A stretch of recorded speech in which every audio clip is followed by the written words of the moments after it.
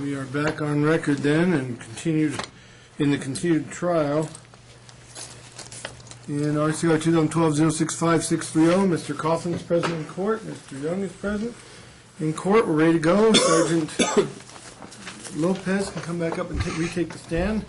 And Sergeant, you're still under oath.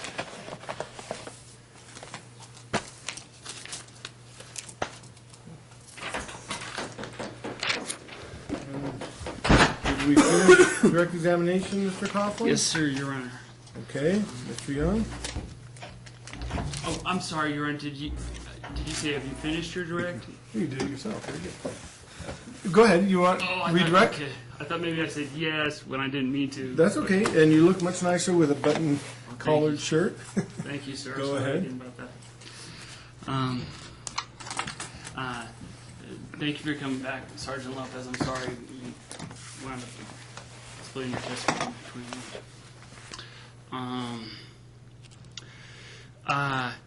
you. Did you and I think it's Officer Warren, but he has this kind of a special designation, from what I understand. Did you and Officer Warren attempt to get me some help, some sort of mental help? Yes. Can you explain that and maybe what got in the way, what brought you to take that approach, and just some general background on that sort of approach? Travis Warren is a CAO officer, which is from the Community Affairs. He also does a lot of work with the MOST, which is kind of the social workers that ride along with the police department. And he's familiar with the MOST team, and they're good with mental illness and things of that nature. We thought that Travis would help you out a little bit because your behavior was a little erratic, and we were concerned for your welfare.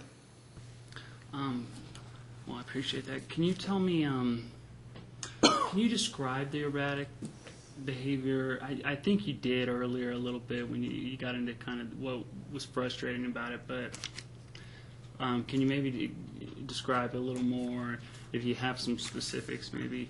Your Honor, and again, I'm going to object. I think that she can testify, or I would respectfully submit, she can testify to any dealings or any sort of actions or otherwise on January 12, 13, 14 of 2012. More in a general sense, I would submit is irrelevant. Why are we getting into mental health? That's not. I don't see it as a possible defense. Is there a defense of mental illness? Where are you going? I'm a little. I did do a lot of research on this crime and what a public officer is. Your Honor, I got deep into the old ALRs and the NRS. And I'm not worried about that. I'm worried about why you think mental illness is probative to this case. I'm sorry, I bring that up because it's still a little unclear to me in Nevada if this is a specific intent crime. If one must willfully so resist or obstruct a public officer in the course of their duties, carrying out their duties. And so I think lack of capacity to commit a crime is maybe listed amongst the defenses in the old West Analysis of Law head notes compendium or whatever. And so I see it as a general intent crime under the statute and also in the way it's charged. So I don't know how far you can go with mental defect as far as the defense to a general intent crime. I'll allow you some leeway, but it's got to relate to your actions on the 12th, 13th, and 14th. And not as Sergeant Lopez speculating to what somebody else might have thought, to what she observed. So you want to just ask it, is what she observed that led to any concerns she or other officers may have had, although she can't testify to what they were thinking, of your mental state or your erratic behavior? yes, sir. All right, let's start with what you observed, Sergeant Lopez.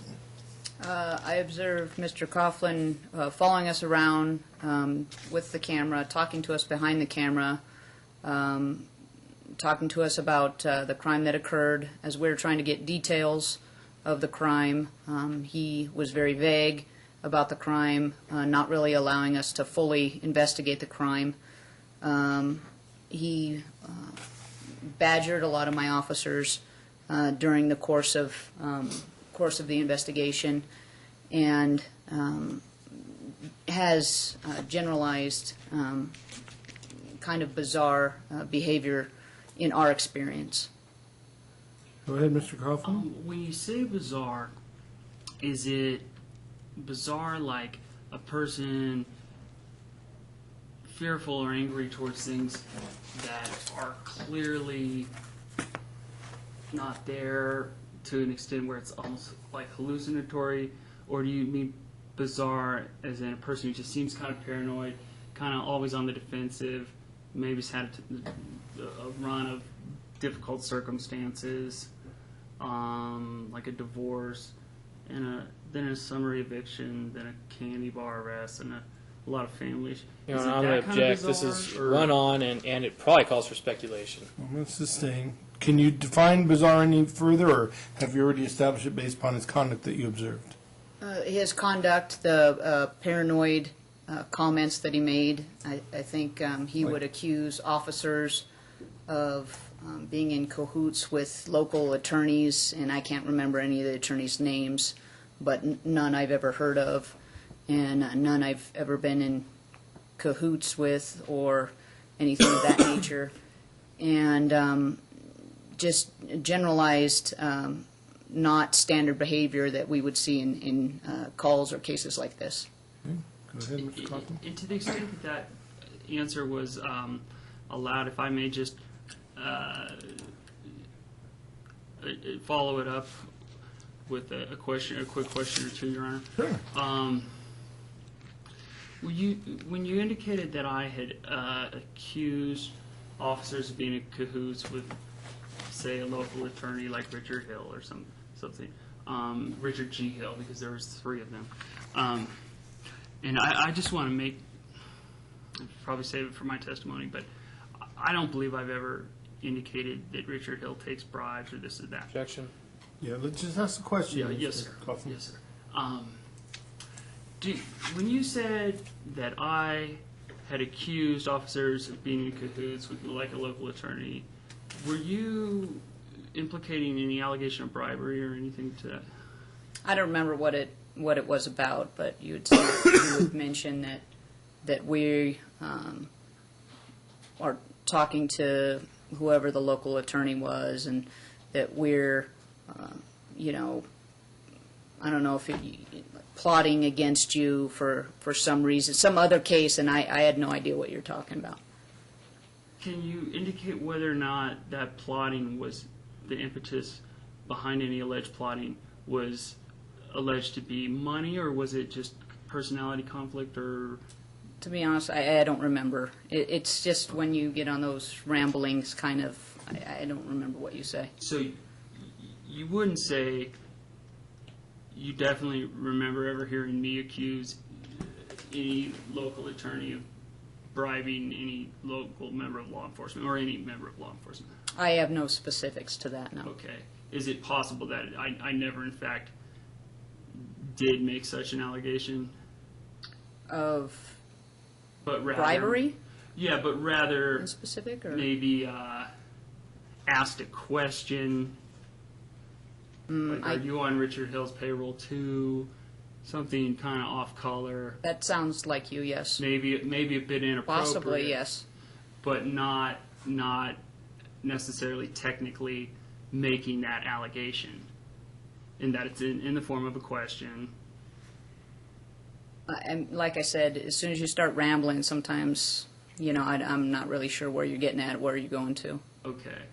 So, If that was what was said to, say, Officer Carter on November 11th during the trespass arrest, following, the technical point of arrest, if the defendant here, myself, said, "Are you on Richard Hill's payroll too?" would you take that to be accusing a member of law enforcement of taking bribes from a local attorney? Your Honor, I got to object on relevance. I don't want to waste all afternoon on something which I just don't find the relevance in. And I will stop objecting to relevance if the court rules that this is admissible. No, I don't that's see not. where this is headed. Talking about a November date, an Officer Carter who's no work that I know of connected to this case. I don't see the relevance in this. So, And if I may, Your Honor, can I just, I think it's called an offer of proof. I don't technically know what it means. I'm all ears for an offer of proof what your defense is or going to be. Certainly, how you can tie any of this up to your defense, I'm all ears. Okay, and I just have to confess, Your Honor, I don't know technically how it's referred to when I maybe counter what someone's objection, like, and the rationale behind it is, or if I'm even, if it's permissible for me to do so. So I don't mean. I'm asking you if you want to make a proffer. Go ahead. Yes, sir. To the extent that, you know, I'm trying not to testify, but I believe I'll be able to show that Officer or Sergeant Lopez, Officer Warren, whom was referenced earlier as somewhat of a mental health certified, and Officer Avila, I believe, were present at the same location wherein I believe the state is asserting the last batch of 911 calls took place and where the arrest by Officer Shower took place on the January 14th, 2012. I believe I'll be able to establish that Sergeant Lopez was there a little over 24 hours previous to that, responding to a domestic disturbance call, wherein I think it's understandable that she was frustrated and maybe a little bit put off by going into a situation that could potentially be fraught with violence and being met with somebody wielding a camera with a frustrating attitude, maybe appearing to try to engender some kind of gotcha moment or something. And I think with respect to the offer of proof, it's possible that whether directly from Sergeant Lopez or somebody else, that some of that got back to ECOMM and got back to the arresting officers or officers responding to the scene on the 14th, sufficient to contribute to the allegations pled in the complaint with respect to the various instances of resisting arrest between the 12th and the 14th. Okay, thank you. Now, it's close enough to being concise to allow me to understand where you're going. Do you agree, Mr. Coughlin, that the state's case is presented primarily on Exhibit A, the phone calls? Your own statements, if it is you, to 911 dispatchers. Wouldn't you agree with that? Yeah. All right. Well, then from what's been put on versus what's pled in the complaint, and I have to confess, sir, I'm not sure I have a copy of the complaint on me. I know I've been provided one, and it might help me focus a little if I have one. all right, the amended criminal complaint. Yes. We'll make you another copy. It is resisting, delaying, or obstructing with an officer, or officers, or public Appreciate it very much, sir. officers. We'll get you another copy. Now, what I'm telling you is, think about the statements made on that disc in phone calls. If that is in fact you, which is something I'm going to have to determine, and whether that or those statements constitute resisting, obstructing, and delaying a public officer, okay, meaning the officers on scene and or the dispatchers. Now, if that's the allegation, how are you trying to prove that these officers all conjured up or got involved in prematurely arresting you for resisting based upon statements or things that happened on previous arrests? See, that's the connection I failed to make. If, I don't want to give it percentages, but 80 or 90% of the state's cases right here in State's Exhibit A, then it's really not an issue of the weight to be given to the officer's testimony, whether you call them or Mr. Young calls them. It's really whether or not these statements were made and what they mean. That's it, not the motivation behind the officer's belief of whether they constituted resisting, delaying, or obstructing. All right? That's where I'm failing to see you connecting the dots. So I'm going to sustain the objection on this. I agree we're getting a little far afield. You're making a proffer based upon what you think you're going to be able to prove, and I'll allow that. But when and if you testify, as you've alluded to a couple times, you can't speculate on why the officers are doing what they're doing. So if you're not going to be able to get it out of their own testimony, it's not doing you much good. I see what you're saying. Unless you can connect those dots to prove to me that they're all in some type of conspiracy, or they're all prematurely acting, knee-jerk reactions, more or less, to arrest you on something outside of these CD phone calls. Yes, sir, Your Because Honor. that's what this case is about, is the phone calls. Okay, so go ahead and ask your next question, but try to tune it in to these phone calls if you have a defense to that. Yes, sir, Your Honor. And I can see exactly why you're saying that with respect to the case as put on at trial. A review of the complaint, to me, what stood out was the San falsely reported that officers on scene were shining a flashlight in his face. Well, we heard that from Officer Shower. Yeah, and I don't believe that was on a call. Sergeant Lopez hasn't said anything about that. Yes, sir. I'm just saying, to the extent you've indicated, you indicated probably the majority of the cases on that Exhibit 1, and I don't know if there's a call that relates to the shining in the face. There might be a short one. Well, but Officer Shower, I believe, you didn't cross-examine to the extent that anything showed a motivation from previous contacts with you to where he would make a false testimony here today regarding what he saw about the shining of the flashlight. Sergeant Lopez hasn't testified anything about shining a flashlight. So you need to ask her something related to this charge, and you're right. That is something over and above the phone calls. You're right there. There's no doubt about it. But that would have been for Officer Shower, not for Sergeant Lopez.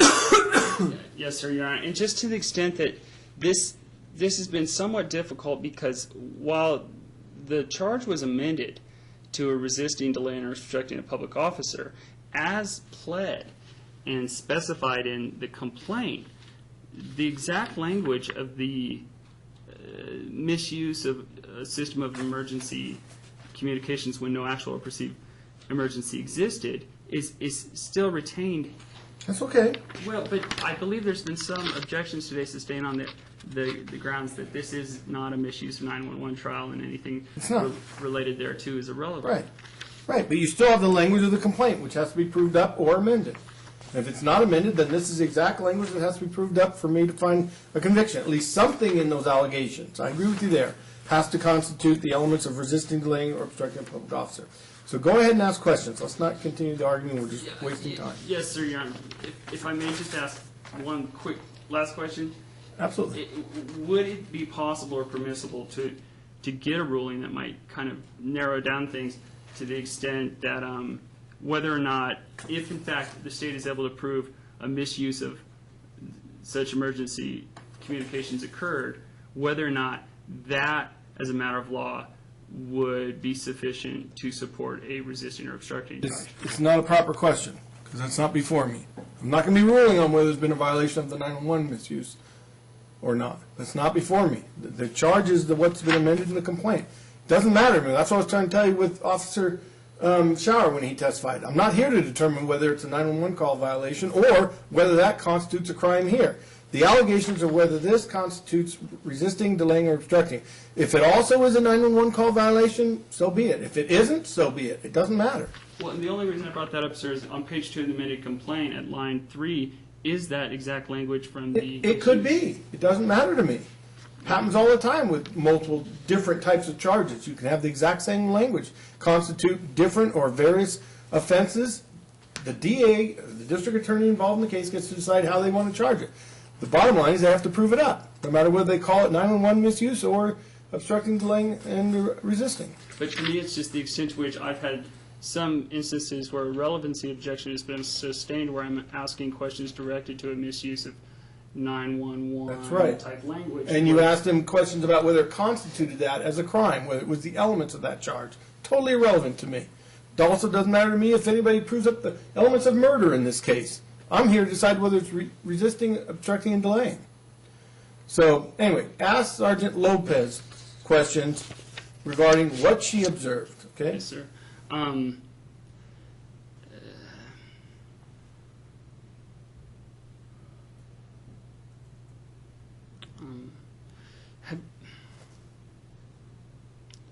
Did you observe anything related to me on the 14th of January that you're aware of? No.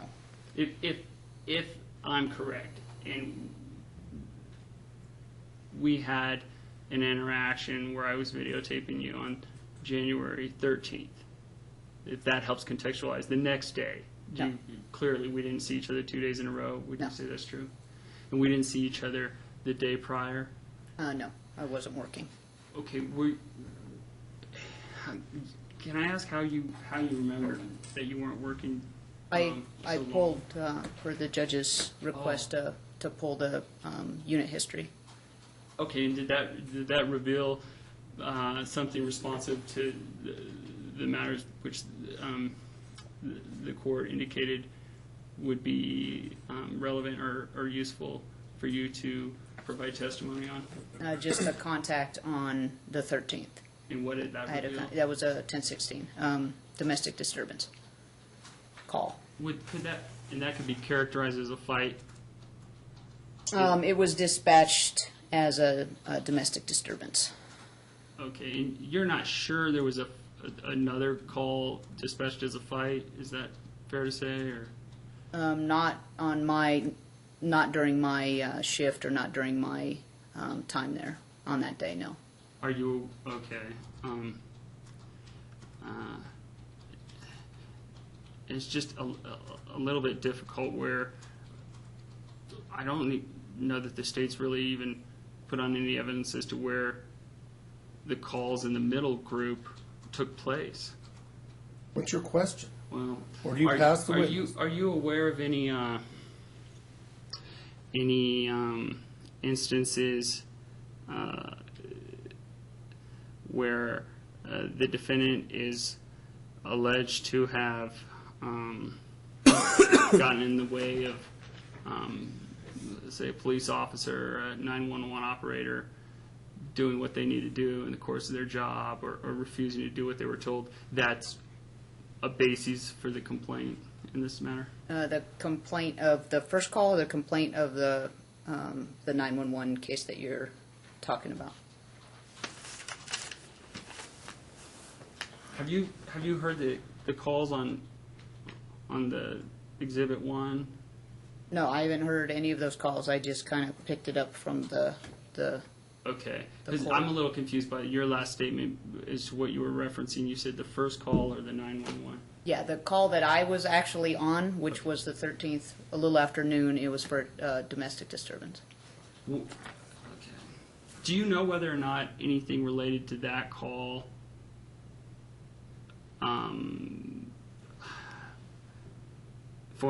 was included in the basis for the bringing of this complaint? Action, Your Honor. Sustained. Now, remember, Mr. Coughlin, you called this witness. It's your chance to put on your case, a defense, not to establish whether or not she can prove the state's case. That's not why she's called. So any other questions?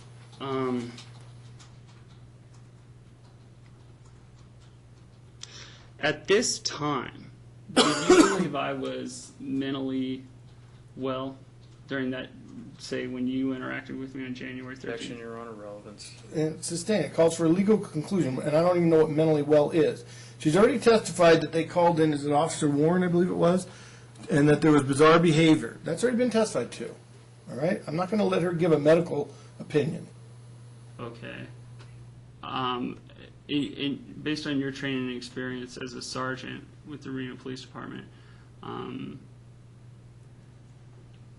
did you determine, or would you agree that the defendant's demeanor and behavior in your interactions with him on January 13th warranted some application of the various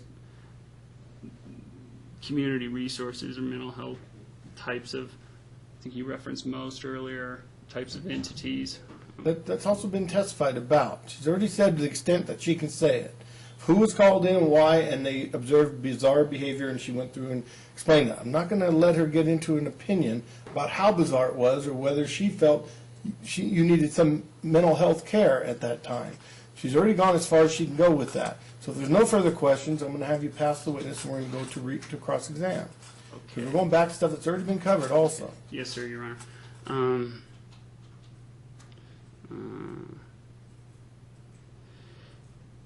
Have you had any, and just a quick proffer, Your Honor, I think the middle batch of calls, it might ultimately be shown that those relate to, well, Officer Duralde and a pullover. What's your question? Following the release from the January 12th jaywalking arrest. I want to finish this witness. What's your question? Are you aware, Sergeant Lopez, that I was arrested for jaywalking on January 12th? Custodial arrest by Sergeant Sifre? Not until a long time afterwards, yes. Somehow you became aware of that? Yes. Do you remember how?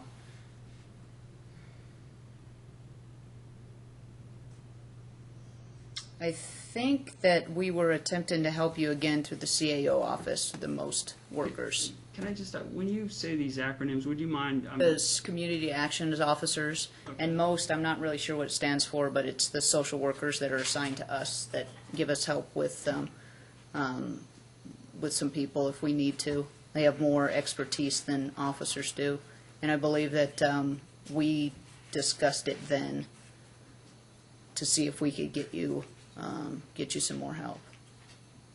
And I think my question related to when and how you became aware that I was arrested on one of the relevant dates in question here, January 12th, that's pled in the complaint, that I was a custodial arrest for jaywalking was effected at the same former home law office on River Rock where I was arrested for trespass, upon a call by the same person, Richard G. Hill, local attorney. So, it just seemed as though your answer, I don't know how responsive it was to what I was asking with respect to how you became aware of that custodial jaywalking arrest and any knowledge you have related thereto, especially with regard to Sergeant Sifre, who I believe it will be shown essentially approved both the 12th and the 14th. This is not a concise question, number one. Number two, if she wasn't informed about it until after January 14th, that's really not relevant. Well, but she has percipient knowledge of the circumstance. Ask a quick question then. Ask a 5-second question. Okay. What do you know about the January 12th custodial jaywalking arrest? I just heard that you had been arrested. From whom and when did you hear that? And specifically, did you hear anything beyond that? I don't remember from who it was from. I think it was in the sergeant's office. I think that's when we started exploring the options with the community action officer and seeing what we can do to help you. And that's pretty much it. Was it pretty immediate? Like the next morning, you I don't came think out so. with Officer Warren? Would Officer Warren normally accompany you out to a domestic disturbance? It would depend on the person. If we're familiar with that person, if that person needs some maybe further assistance than what officers can provide, we can provide that. So I don't think I heard about your arrest for quite some time till after. Is it possible I told you about it during the interaction on the 13th and maybe was still upset about being arrested for jaywalking the night before or the afternoon before? I don't remember. I mean, you might have told me about it, but I don't remember. I think it was told to me by a sergeant or in the sergeant's office. Okay.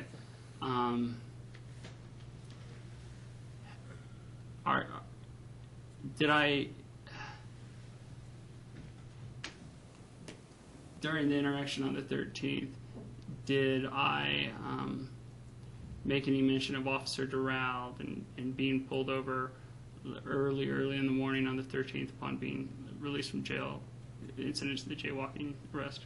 I don't remember.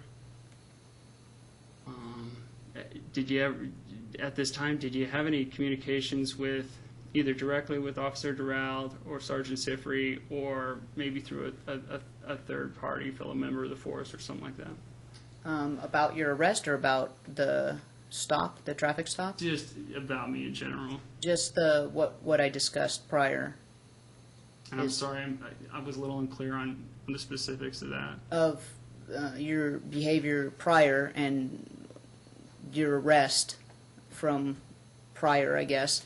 They brought up the fact that you were arrested, and then we spoke to the CAO office, the Community Actions Office, and spoke to them to see if next time we have contact with you that we can go ahead and bring a MOS worker or at least one of the CAO guys and see if we can get you some help. Officer Warren's a CAO guy? Yes. Okay. Now, that answer was pretty helpful, but if you could take that answer and apply specifics with regard to who, what, where, when, and why, rather than indicate we generally, and then if fail to clarify that to any specific extent throughout your answer, or fail to mention any specific time frame or even point of reference chronologically to make your answer to my last question more concrete, more specific, and hopefully more relevant and targeted to the allegations in this particular case complaint. Counter objection, it's not relevant, which is why Mr. Coughlin's last comment is funny at best. But the other thing is she's already testified to some of the things he's asking for concrete. She's saying, I don't remember some of these things. She's giving as best of answer as she can. So I'd ask that be stricken. Now, I'm going to stop it. I don't find it to be relevant, Mr. Coughlin, and I want you to finish up with this witness. Get to the point you want to make, and let's let her get cross-examined and let her be on her way so we can get to the other witnesses. Make your points quickly. Yes, sir, Your Honor. May I ask, is there any questions the court might wish to ask of the witness? Not No. proper. Go ahead and, not proper for me to answer that question. Just go ahead and ask your questions. Okay.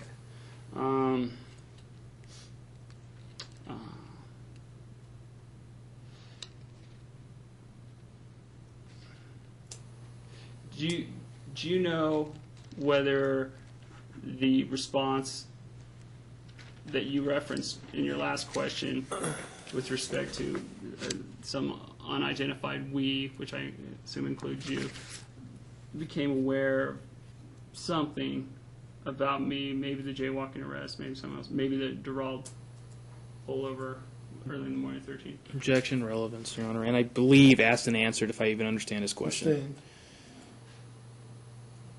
Are you aware of Officer Duralde pulling me over early in the morning with approximately 5 other officers shortly after I walked to my car Objection, relevance. after being released from jail? Absolutely Yeah, not whether relevant. she knows or not, unless there's some conspiracy going on here, I don't see it, and she hasn't established one. Well, I don't see the relevance. the proffer is that the middle group of calls, if it's established that those were made during the pullover of Officer Duralde, that might, I would, on the 13th, no? No, it doesn't mean anything to me. It's not relevant. Whether she knows that you were pulled over by 5 people or not is not relevant. Next question, if there is one. Okay, and just to focus with respect to the middle batch of calls, I guess the state's allegation therein, Question. Question. I'm not sure as to what the state is Then ask a question. how those middle calls demonstrate any resisting or obstructing. Doesn't matter. Don't say that now. It's not time for argument. Make your questions. And I'm just trying to make relevant questions by understanding what it is the state has. All right. I'm gonna indicate that you've passed the witness. All right. You're not coming up with a question. Cross-exam Mr. Young, and if it's going to be lengthy, I have no questions. All right. I was going to say I want to take a break because I got to go out and answer to the preliminary hearings.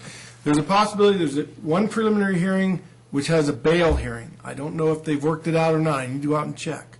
So we're going to take a 5-minute break, see if there's another judge that can handle it. If it is going, I don't know that there is because we're pretty booked up with prelims this afternoon.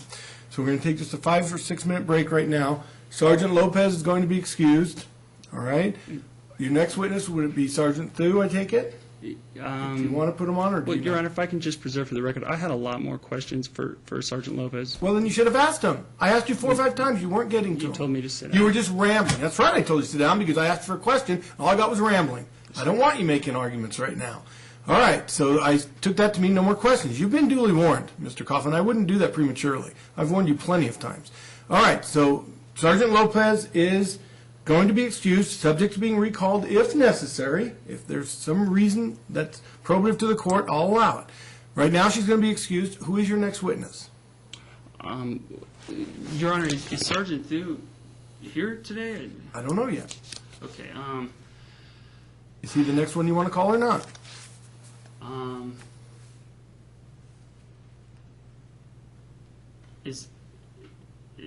Is it permissible to know if Sergeant Sifre is available to be called? Oh, that was the one I meant, actually. That was the one you were requesting before. We don't even have Thu, right? We have Sifre and Duralde, I think. So Sifre is the one you want? Yes, Your Honor. At the last hearing, to me, it was indicated choose two, and that we weren't going to get done today. And that We'll see. We'll Well, that see. great- It's only 2:15. I can't imagine we don't finish today. I would have said that 2 hearings ago, but Well- it never Well, happened. but then that's Okay. prejudicial to me. All right. We're going to see who's here, and we're just going to bring them into courtroom, and you're going to choose who you want to put on the stand, because you obviously aren't going to give me an answer. I can't remember what we did with Thu. I got a notice or an email or something that the 3 people subpoenaed Good. by the court on the defense behalf, Sergeant Lopez, Sergeant Sifre, Officer Duralde. To That's my what I knowledge, have in those my are the notes. 3. And maybe, I think we put Thu on hold as a possible. Let me see. Yeah, Thu was possible. The first 3 are the ones we just said. All right, so of those 3, we're going to see who's out here. Can you check for me, or Yeah. anybody else tell you? The only thing, Your Honor, is if I were to testify at some earlier point, if it pleases the court, it might make the witnesses' time You more. can testify anytime you want. All right, if you want to. You think about it. We're going to be in recess. Thank you.